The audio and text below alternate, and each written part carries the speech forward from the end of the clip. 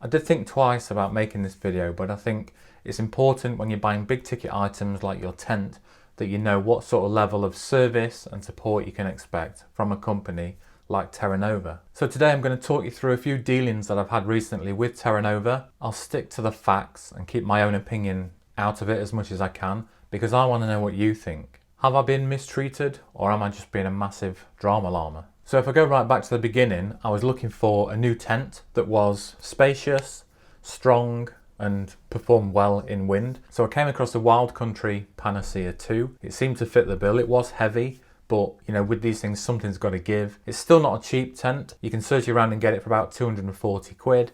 And I think Terra Nova still sell it for 360 on their website. So it's probably a sort of middle of the range type tent. So I got myself one, pitched it in the garden, made sure that I knew how it set up and made sure that everything was present and correct.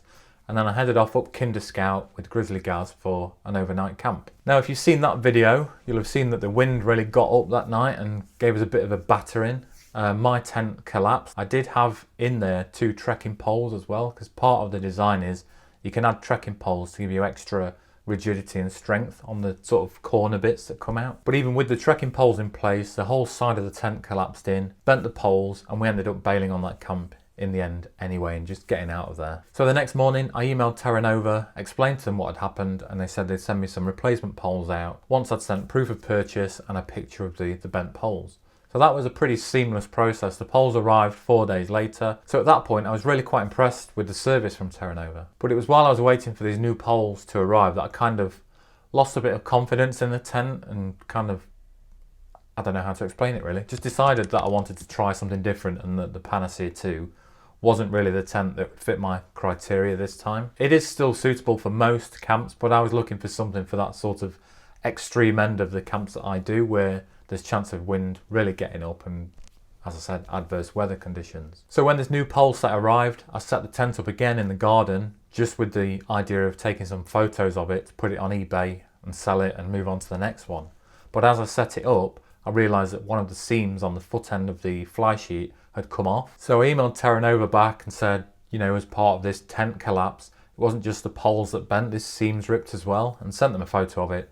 But they said it could be fixed, send the fly sheet to them and they'll have a look at it. And it was from that point it all started going a bit downhill really. I chased them 4 or 5 days later and they sent me a proposal for fixing the tent, but with a charge of £48 on it and then £10 postage.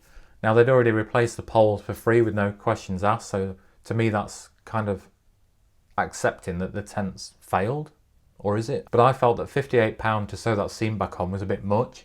And when I looked at it properly, it didn't look like it was sewn on properly in the first place anyway. So let's jump out into the garden and I'll let you have a proper look. So this is the head end, which is still in one piece. You can see we've got this grey or silver ribbon that goes all the way from one end to the other. I think it actually goes all the way around the bottom of the tent. You peg this elastic loop in about there just to hold that in place, and then you get this guy line that pulls out as well. So on what was the foot end on that night, this is pulled away or torn away, but if you look across the bottom of the material, it doesn't look like there's been much overlap on the stitching, because you would expect to see loads of bits of the green material in here, but the stitching on this is all still in place and hasn't pulled out. It looks like that's just popped out from inside the stitching. There are a couple of bits like here where you've got a little bit of the green material. See if I can pull that out.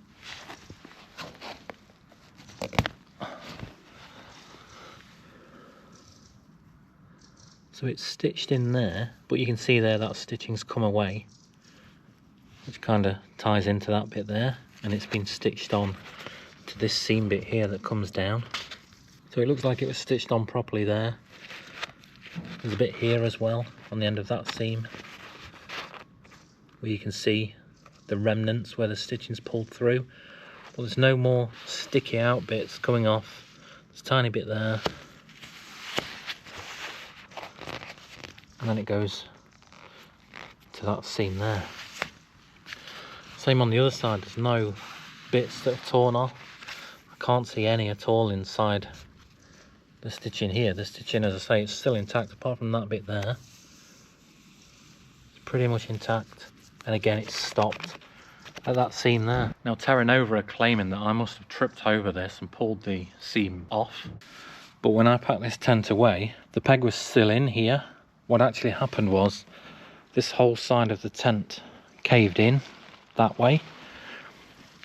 This guy line popped out, but then the wind blew the material in, so it wasn't the seam coming out, which is what you would see if I'd tripped over it.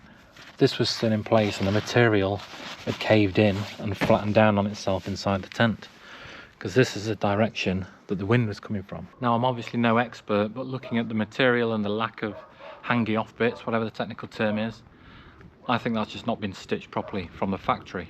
And the other thing that makes me think that it wasn't stitched properly is I've tried my best on the other side that's still in place to pull this apart using as much force as I can, and I can't get this side to come off.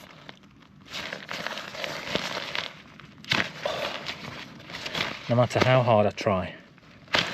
So I think this side's stitched on properly, and I don't think the other side was. Now don't get me wrong, it is a good thing that Terra Nova do these repairs, because it means that you can keep using a tent for as long as possible. And I'm not just going to throw this Panacea 2 away, I'll make sure that it goes to somebody that's either going to fix it or just going to keep using it the way it is, because as I said, it can be used for sort of most camps. It's just a seam that's come off. But taking a tent like this out that's marketed as built for, you know, backpacking in the UK, it does say on the website you can put the trekking poles in for extra rigidity and strength. I don't think taking that out on an overnight camp, setting up properly and expecting it to stay in one piece is too much to ask. Now, there's no stated wind speeds on the website that it's been tested to or is supported up to, but I guess in this instance Terra Nova could just argue that the conditions were too bad for the tent, but because there's nothing on the website stated, then they could just argue it either way, I guess. I will point out as well that I have still got my Helm 1 and I've never had a problem with it.